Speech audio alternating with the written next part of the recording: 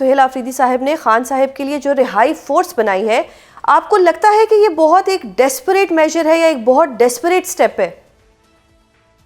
سب سے پہلے آپ کا شکریہ۔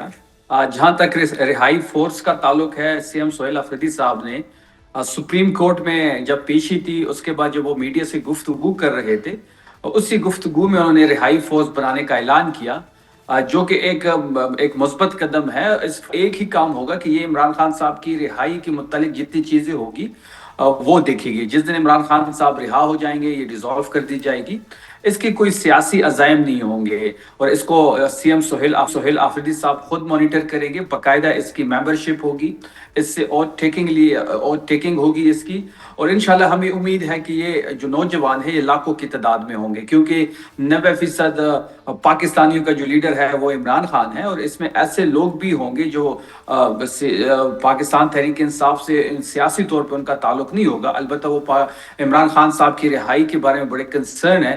تو یہ ایک پلیٹ فارم ہے تمام نوجوانوں کے لیے جو اس فورس کا حصہ بن کے عمران خان صاحب کی رہائی میں اپنا حصہ ڈال سکتے ہیں۔ صحیح، اور اس پلیٹ فارم سے جب یا کوئی بھی خود کو رجسٹر کریں گے، جسٹ ان کیس اگر ان کا ڈیٹا لیک ہو جاتا ہے یا گورنمنٹ کے ہاتھ چلا جاتا ہے، تو پھر تو یہ بہت زیادہ پرابلم نہیں بن جائے گی آپ لوگوں کے لیے؟ نہیں، اس میں ڈیٹا میں لیک ہونے سے کوئی سوال ہی پیدا نہیں ہوتا۔ بات اگر لیک ہو بھی جائے تو اس میں ایسا کون سا غیر قانونی غیر آئینی اقدام ہے کہ جس سے لیک ہونے سے مسئلہ بنے گا؟ دیکھیں یہ جو فورس ہوگی یہ پرامن فورس ہوگی، یہ قانونی اور آئینی راستے پہ چل کے ہی عمران خان صاحب کی رہائی کی سبب بنے گی، کوئی غیر آئینی غیر قانونی کام نہیں ہوگا۔ آپ نے تحریک انصاف کے پروٹیسٹ دیکھے ہوں گے کہ کبھی بھی ہم نے قانون کو ہاتھ میں نہیں لیا، اس کے باوجود جو ہمارے ساتھ ہوا، جس طریقے سے فسادیت اور باربریت جو ڈی چوک پہ ہوا، 14 شہادتیں ہماری ہوئی، 9 مئی میں ہمارے لوگ شہید ہوئے، اس کے ساتھ ساتھ 64,000 FIRs ہو چکی ہیں، 20,000 لوگ ہمارے جیلوں میں جا چکے ہیں، ملٹری کورٹس میں ہمارے کارکن ہیں، لیکن اس کے باوجود ہم قانونی اور آئینی راستے پہ اپنا سفر جو ہے وہ کر رہے ہیں، عدالتوں میں بھی پیش ہو رہے ہیں۔ ہمیں یہ بھی لگ رہا ہے کہ اس عدالتوں سے ہمیں کچھ ملنے والا نہیں ہے، لیکن ہمارے پاس راستہ بھی یہی ہے، اسی راستے کو اپنا کے ہی وے فارورڈ بنایا جا سکتا ہے۔ صحیح سر، آپ کو اگر ایسا لگتا ہے کہ عدالتوں سے کچھ ملنے والا نہیں ہے، تو علیمہ خان نے آج یہ کہہ دیا ہے کہ چیف جسٹس اسلام آباد ہائی کورٹ جو ہیں سرفراز ڈوگر صاحب جو ہیں، وہ جلد عمران خان صاحب کی ضمانتوں کے کیسز کی سماعت کریں گے اور اپنے پاس لگائیں گے۔ دیکھیں، اگر آپ عدالتوں کا رول دیکھ لیں تو بڑی کلیئر پکچر ہے۔ اس وقت جب ہم دھرنا دے رہے تھے، جب لوگ از خود نکلے ہوئے تھے، کوئی کال نہیں دی گئی تھی، خیبر پختونخوا کے شہرائے تمام بند تھے، تو پشاور ہائی کورٹ میں ایک عام بندہ پٹیشن لے کے جاتا ہے، وہ پٹیشن اسی دن لگتی ہے، اسی دن اس پہ فیصلہ آتا ہے، اور آئی جی کو بلا کے 24 گھنٹے میں امپلیمنٹیشن کی حکم ہو جاتا ہے۔ دوسرے سائڈ پہ اگر آپ دیکھ لیں تو اس وقت اسلام آباد ہائی کورٹ میں 15 سے زیادہ پٹیشن ہماری ملاقاتوں کے حوالے سے وہاں پہ جمع ہے، جو نہ لگائی جا رہی ہے نہ سنی جا رہی ہے۔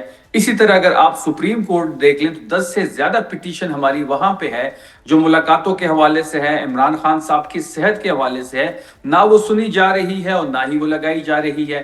200 سے زیادہ پارلیمنٹیرینز نے ایک پٹیشن سائن کی، جس اسلام آباد ہائی کورٹ میں بھی اور سپریم کورٹ آف پاکستان میں بھی ملاقات کے حوالے سے، عمران خان صاحب کو طبی سہولیات دینے کے حوالے سے ابھی تک وہ پٹیشن نہیں لگی۔ یہ دوہرا معیار ہے، انصاف کے جو تقاضے پورے نہیں ہو رہے، تحریک انصاف پینلائز ہو وہاں پہ وہ پٹیشن لگ جاتی ہے، جہاں پہ تحریک انصاف کے حق کو اپنا حق مانگتی ہو تو وہاں پہ وہ پٹیشن نہیں سنی جاتی، نہیں لگائی جاتی۔ جو دوہرا معیار ہے وہ آپ کے سامنے ہے۔ لیکن آج علیمہ بی بی نے بھی ایک بیان دیا کہ یہ عمران خان صاحب کو ضمانت مل سکتی ہے اور اس کے بعد ان کو الشفا ہاسپٹل شفٹ کیا جا سکتا ہے، تو آپ کو لگتا ہے کہ ہائی کورٹ میں اگر آپ کی پٹیشنز جو کہ لگ ہی نہیں رہی، ڈیٹس ہی نہیں مل رہی، اگر وہ لگ جاتی ہیں تو وہاں سے ضمانت خان صاحب کو مل سکتی ہے؟ آپ لوگ پر امید ہیں؟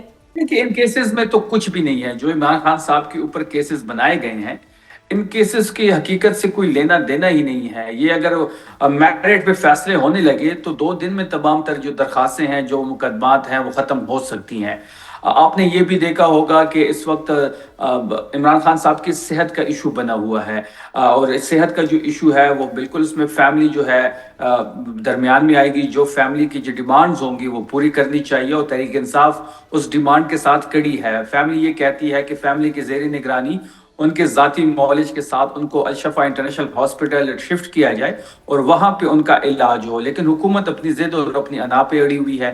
جب ہماری گورنمنٹ تھی، نواز شریف کا جب ایشو بنا تھا، جب اس کو پاکستان کے ایک ہاسپٹل میں، سرکاری ہاسپٹل میں شفٹ کیا گیا تھا، تو اس سے اگلا کمرہ جو تھا وہ مریم نواز کو دیا گیا تھا. ڈاکٹر عدنان ان کا ذاتی معالج تھا، وہ ان کے ساتھ رہتا تھا. پھر جب پلیٹلیٹس کا ایشو بنا تو اس کی پسند کا ملک دیا گیا، پسند کا ہاسپٹل دیا گیا اور پسند کا ہی شہر دیا گیا. وہ الگ بات ہے کہ 4 سال وہاں پہ مقیم رہے، انہوں نے کوئی علاج نہیں کیا، سیاسی انگیجمنٹس کرتے رہے. لیکن ہمارے ٹرم پہ جب عمران خان صاحب کی بات آتی ہے تو عدالتوں کے جو حالات ہیں وہ بھی آپ کے سامنے ہیں. نہ پٹیشن اچھا لگائے شفیع جاتے سر، اب ہیں، یہ نہ سنے جاتے ہیں. ڈسکریمنیشن آپ دیکھ رہے ہیں کہ آپ کو لگتا ہے کہ ڈسکریمنیشن ہو رہی ہے، ایسی صورت میں پھر دھرنا کیوں ختم کیا پارلیمنٹیرینز نے؟ آپ لوگ پریشر بنائے رکھتے، دھرنا دیے رکھتے، حکومت کے اوپر کوئی نہ کوئی اثر تو پڑنا تھا. دیکھیے، آپ نے پہلی دفعہ دیکھا ہوگا، یہ بدترین امریت میں بھی کبھی ایسا نہیں ہوا ہے کہ ایم این ایز کو اپنے ان کے ہاؤس میں محصور کر دیا گیا ہو، پارلیمنٹ لاجز میں جو اندر ہو ان کے پیچھے گیٹ کو تالے لگا دیے گئے ہو، سینٹ کے اراکین کو سینٹ میں بند کر دیا گیا ہو، خیبر پختونخوا کے جو ایم پی ایز تھے ان کو اپنے خیبر پختونخوا ہاؤس میں محصور کر دیا ہو. بدترین امریت میں بھی ایسا نہیں ہوتا. حکومت نے سب کچھ خود کیا، ریڈ زون کو سیل کیا، پارلیمنٹیرینز کو محصور کیا، 5 دن وہاں تک دھرنا جاری رہا. دیکھیں، جہاں تک ختم کرنے کی بات ہے، یہ تمام تر ذمہ داری جو ہے وہ چکزئی صاحب کے پاس اور علامہ ناصر صاحب کے پاس ہے. آپ نے دیکھا ہوگا کہ سپریم کورٹ کے پیشی کے بعد میڈیا سے گفتگو کرتے ہوئے علامہ ناصر نے دھرنا ختم کرنے کا اعلان کر دیا. جب انہوں نے ختم کرنے کا اعلان کر دیا تو تحریک انصاف نے اس کے ہر فیصلے کو ماننا ہمارے اوپر فرض ہے، کیونکہ عمران خان صاحب نے ان کو ذمہ داری دی ہے. ایک تو رمضان آ رہا تھا، دوسرا یہ کہ ہم یہ چاہتے ہیں کہ رمضان کے بعد ہم بھرپور طریقے سے واپس آئے، بھرپور قوت سے، بھرپور طاقت سے. انشاءاللہ اس کے لیے ہم ری گروپنگ کر رہے ہیں. اگر میں آپ کی بات کو سمجھوں تو یہ جو دھرنا ناکام ہوا ہے اس کی ذمہ داری محمود خان اچکزئی صاحب پہ اور علامہ راجہ ناصر عباس صاحب پہ آتی ہے، کیونکہ کل ہمارے پروگرام میں نعیم حیدر پنجوتا صاحب نے یہ کہا ہے کہ اس دھرنے کا کوئی امپیکٹ نہیں آ رہا تھا، اس لیے ہمیں ختم کرنا پڑا. دیکھیں، دھرنا ناکام ہونا یا کامیاب ہونا یہ ایک الگ بحث ہے. ہم نے کیا حاصل کیا؟ ہم نے کافی ساری چیزیں حاصل کی. دیکھیں، جب ریڈ زون سیل ہوتا ہے تو پوری دنیا میں نیوز بنتی ہے. وہ بنی عمران خان صاحب کی صحت کے ایشو کو انٹرنیشنل میڈیا نے اٹھایا. اس کے ساتھ ساتھ آپ نے تمام تر سوشل میڈیا دیکھا ہوگا جو کہ اسی پہ فوکس تھا، جو ہم آواز اٹھانا چاہتے تھے، جو ہم اپنے ایک ایشو، اپنی آواز دنیا تک پہنچانا چاہتے تھے، اس میں ہم کامیاب رہے. اب جب تک اس کی امپیکٹ کی بات ہے تو دیکھیں، جب پارلیمنٹیرینز کے ساتھ ایسا ہو رہا ہو، کیونکہ یہ جنید اکبر خان صاحب نے کہا تھا کہ پارلیمنٹیرینز تمام اسلام آباد پہنچے اور یہاں پارلیمنٹ کے سامنے اور سپریم کورٹ کے سامنے دھرنا ہوگا. لیکن پھر جو ہوا وہ آپ کے سامنے کہ جس طریقے سے تالے لگائے گئے، گیٹس بند کر دیے گئے، محصور کر دیے گئے. اتنا ڈر ہے 200 سے 250 پارلیمنٹیرین کا کہ وہاں پہ پریزنس وینز آ گئی، پولیس آ گئی، دکم پیل ہوئی. یہ ساری چیزیں آپ کے سامنے ہیں. جو چیزیں ہم حاصل کرنا چاہتے تھے وہ ہم نے حاصل کر لی ہیں. اب ایک تو رمضان اور دوسرا ہم چاہتے ہیں کہ ہم دوبارہ بیٹھیں، سیاسی ہماری قیادت بیٹھے، صوبائی قیادت، مرکزی قیادت بیٹھے اور ایک بھرپور طریقے سے انشاءاللہ دوبارہ ہم آئیں گے، بھرپور طاقت سے، بھرپور قوت سے اور ایک نئی پلاننگ کے ساتھ.